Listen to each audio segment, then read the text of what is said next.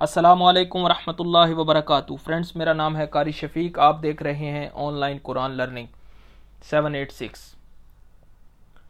पिछली वीडियो में हमने ये हरूफ तहज्जी सीखे थे। आज हम सिर्फ मोटे हरूफ की बात करते हैं जिन्हें तफखीम करके पढ़ना होता है, मोटा करके पढ़ना होता है। वैसे जो हरूफ के कुल मखारिज हैं वो 17 हैं, 17 हैं, ठीक है। लेकिन हम आज जो बात कर रहे हैं वो सिर्फ मोटे हरूफ को हम उनकी प्रैक्टिस कर रहे हैं और वो कहाँ से निकलते हैं वो भी देख रहे हैं। सबसे पहले खा और गैन देख लें। खा और गैन ये दोनों हलक के शुरू के हिस्से से निकलते हैं जो मुंह की तरफ है, ठीक है। इसलिए इसको पढ़ते हैं खा, खी, खू और गौ, गी, गू। इसी तरह फिर आप देख लें काफ। काफ देखें, ये नीचे है काफ। काफ जो है वो ज़बान की जड़ का जो हिस्सा है, ये कवे के पास होता है जो आखिर में, जब ज़बान ऊपर तालू से लगती है तब ये अदा होता है। कौ कौ जब आप पढ़ेंगे तो आप ध्यान दें ज़ुबान आपकी कहाँ लग रही है, तो आपको खुद ब खुद आइडिया हो जाएगा। ज़ुबान की जड़ का आखिर जो कवे के पास है, जब ऊपर के तालू से लगता है, जब ज़ुबान जो है आखिर का हिस्सा ऊपर तालू के साथ लगता है, तब वहाँ से काफ अदा होता है। कौ कौ की कू, कौ की कू। मैं ये सब थोड़ा ज़्यादा कर रहा हूँ। और ये उसके बाद है स्वाद। स्वाद, जा और सीन, ये तकरीबन इन तीनों का मिलता जुलता साउंड होता है। लेकिन स्वाद जो है वो ज़ुबान की नोक जब ऊपर और नीचे के अगले दोनों दांतों के दरमियान आ जाए तब स्वाद निकलता है। स्वा, स्वी, सू, ठीक है। और इसी तरह दौद।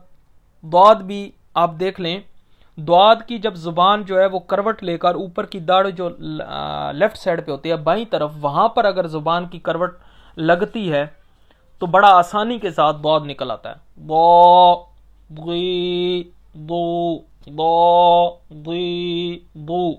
जब आप करवट ज़ुबान की लेफ्ट साइड पे लगती है तो बड़ा जल्दी से निकल आता है। स्वाद द्वाद हो गया। उसके बाद है रा। रा देख लें आप, रा, री, रू। ये भी अगले दोनों दांतों के मसूड़ों से और इसका कुछ ताल्लुक जुबान की पुश से भी है जो नोक से जरा आगे चलकर है। यानी रा, रा, री, रू। रा के ऊपर जबर हो तो मोटा पढ़ना है, जबर और पेश हो तो मोटा पढ़ना है, नीचे जेर आएगी तो बारीक पढ़ना है। रा, री, रू, ऐसे करके।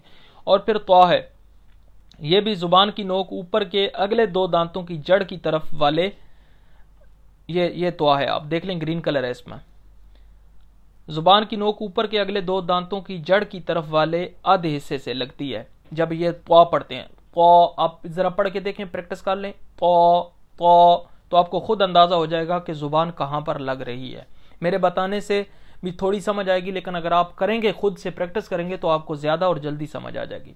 और फिर जुआ है, जुबान की नोक जब उन ही ऊपर के अगले दो दांतों की नोक की तरफ वाले आधे हिस्से से लगे, और पिछले त्वा जो है वो भी आधे हिस्से से लगती है, और ये जुआ भी। त्वा, ये थोड़ा सा फर्क है। ज़ा, ज़ी, ज़ू, ठीक है। इसी तरह ये गैन और खा, फिर गैन और खा हमने सीखा। फिर रा ये है, स्वाद, द्वाद, फिर त्वा और ज़ा, और ये काफ। यानी ये कहाँ से अदा होते हैं। मैंने कोशिश की है कि आपको समझ आ जाए, लेकिन फिर भी अगर नहीं समझ आई तो आप कमेंट्स में मुझे बता सकते हैं। इंशाल्लाह फिर मैं दूसरी वीडियो बना दूंगा। तब तक के लिए इजाज़त चाहता हूं। आप हमारे चैनल को सब्सक्राइब कीजिए, लाइक कीजिए और घंटी के बटन को दबाइए ताकि हर आने वाली वीडियो आपको सबसे पहले मिल सके। आपका देखने का बहुत बहुत शुक्रिया।